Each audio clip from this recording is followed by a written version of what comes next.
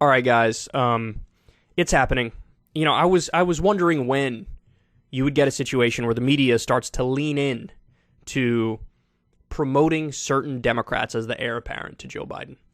And I think we're beginning to see the start of that now. So in Mediaite, they say, Buttigieg tied with Biden in potential 2024 Democratic primary in New Hampshire. New poll. So, look, ultimately, I think this is kind of a non-story, and here's why. Buttigieg, if I remember correctly, again, correct me if I'm wrong, I think I have this right, but I could be wrong.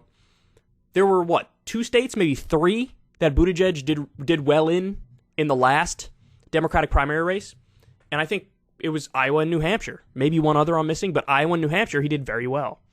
The fact that the people already voted for him there still kind of support him at the same number as Biden is not all that surprising to me. If anything, it's surprising that Biden is tied with him because Biden got draxed in, at the very least, Iowa. I don't remember what happened in New Hampshire. Then you get to the question, well, what's the motive? Why are you running a story? Why are you running the story? And you guys know the answer. The answer is Biden is deeply unpopular. There are some factions within the Democratic establishment that are like shopping around for the heir apparent and the potential replacement even as soon as 2024. And now, it's the trial balloon. You run the test. I don't know, this guy, Mayor Pete. The whole point of this article is he seems serious. Isn't he serious? Look, here he is tied. Funny. They run an article like this, but nobody ever writes standalone articles on the fact that in every single Democratic primary poll, maybe not every single, maybe there are some that are not like this, but in a lot of Democratic primary polls, who's just behind Joe Biden, even to this day? Bernie Sanders. I don't see any standalone articles that are like, well, he's the one. He's the one. So you get the sense of what's going on here. This stuff's being shopped around. The question is, how seriously is Buttigieg taking it? And is he behind the scenes steering the ship? Excuse me, my dyslexia kicked in. The latest University of New Hampshire poll offered more bad news for President Joe Biden on Tuesday. Biden has fared poorly in the poll before. As it found last month, only 65% of those surveyed in the state said they do not want Biden to seek re-election. The July poll found that 74% of New Hampshire residents do not want Biden to run again, while only 20% want the president to seek a second term, and 6% are unsure. Notably, the erosion in Biden's support between June and July came mostly from Democrats. As in June, few New Hampshire independents, 14%, or Republicans, 10%, want Biden to run again. However, support for Biden running again has dropped dramatically among Democrats. Only 31% want Biden to run again, down from 54% in June, and from 74% in July 2021, the poll summary noted. In potential matchups for the 2024 Democratic Party presidential nomination, Biden is a point behind his transportation secretary, Pete Buttigieg. So technically, Pete's ahead, even though it's within the margin of error. An effective tie, given the poll's margin of error. There you go.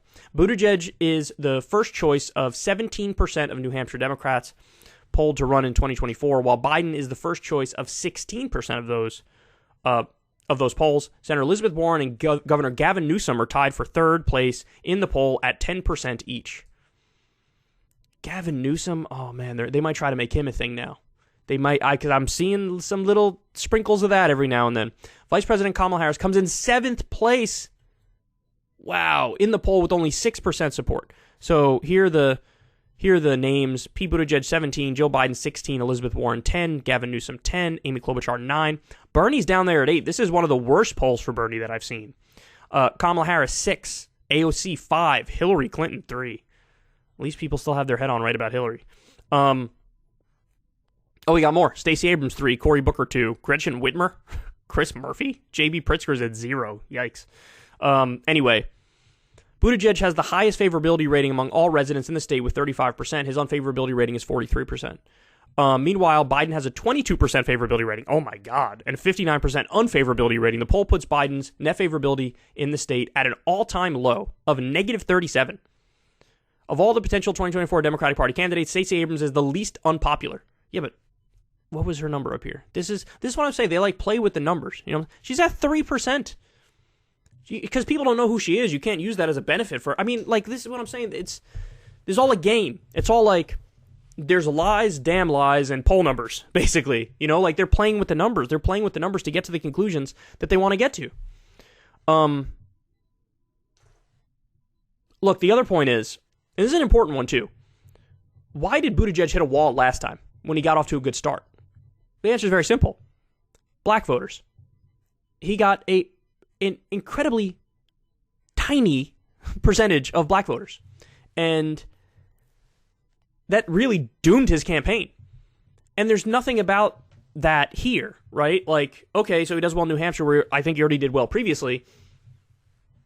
Is he making inroads with black voters if he were to run? I don't think so. I don't think so at all. I think there's no evidence to those ends. But that doesn't inhibit them from writing this article.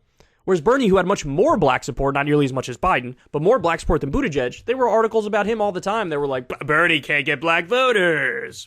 Even though at one point he had a higher approval rating with black voters than even Biden did. Although, again, the votes came out differently. Biden got more support. I think that ultimately comes down to electability and who people thought could actually beat Trump, which is the narrative fed to them by the media, in my opinion. Anyway, I digress. So, you're starting to see it now, man. The media is sort of kicking into gear, and it's like, what about Pete Buttigieg?